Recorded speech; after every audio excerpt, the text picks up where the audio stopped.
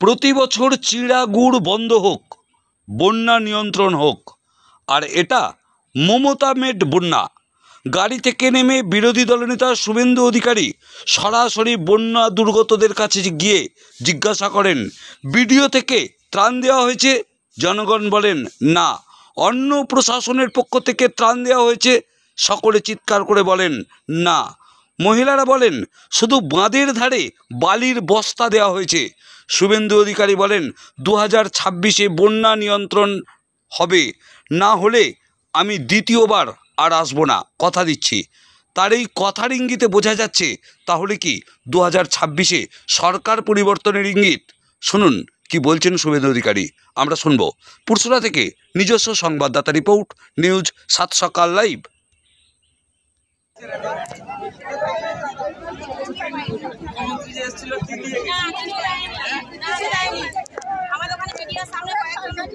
আপনারা তো লোকাল লোক, গত 2-3 বছর বাঁধ সারাই করেছে, বাঁধ কখনো সরেছে? যে বর্ষার আগে প্রত্যেক বছর বাঁধের যে ঘোক টোক হয় এগুলো সারানো দেখেছেন? তারপরে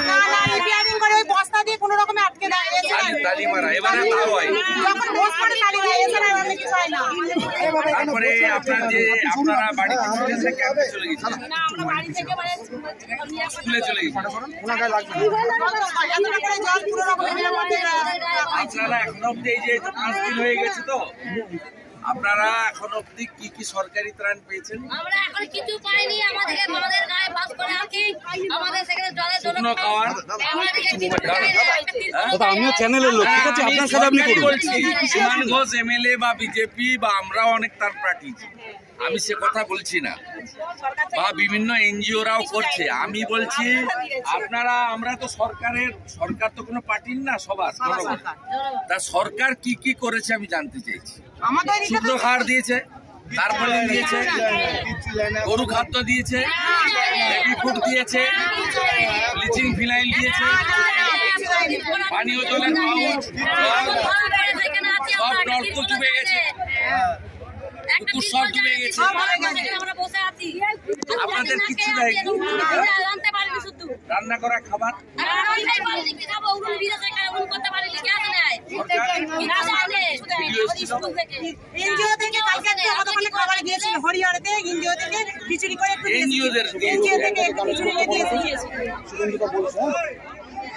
পুলিশের পক্ষ থেকে কিছু যায়নি,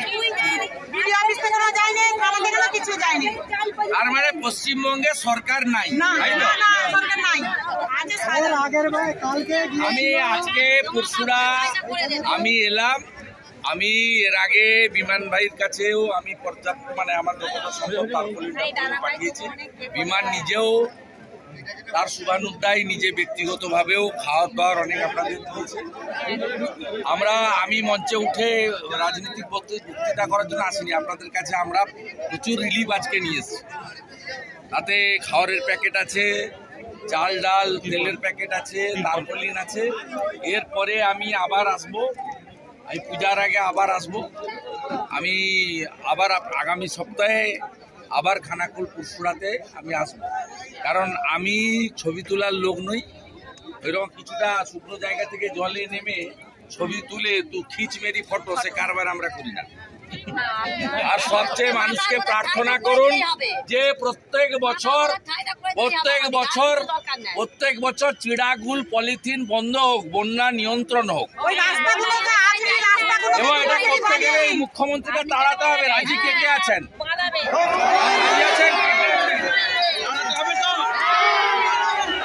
দাঁড়াতে হবে। সরকার আনুন, কথা দিচ্ছি 26 সাল থেকে বন্যা বন্ধ করবো, নইলে দ্বিতীয়বার মুখ দেখাবো না, কথা দিয়ে।